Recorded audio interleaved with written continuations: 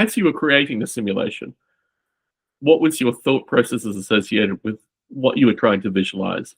I guess I've been doing so many different kinds of particle systems, both professionally and not professionally. I did a particle system for visual music systems, Mm. which was a small startup in Boston, where the particles would be emitted from a handheld controller that goes along with music. These are like musical instruments that were Mm. invented by Bill Sebastian.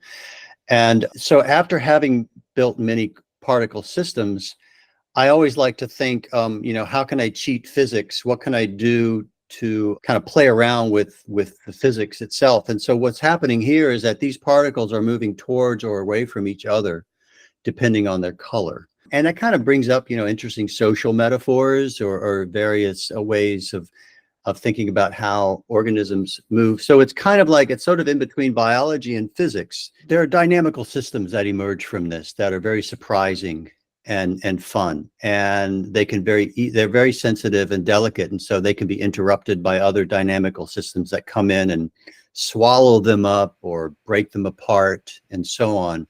And as I was tweaking around and coming up with the forces here, I just kept making them more and more interesting without thinking too hard about it. So that's kind of how it came about. And then I discovered that there's certain, if you play around with it enough, you can find interesting behaviors. Like this one is kind of fun because it sort of pulls apart, and the values that make these work are very sensitive, right?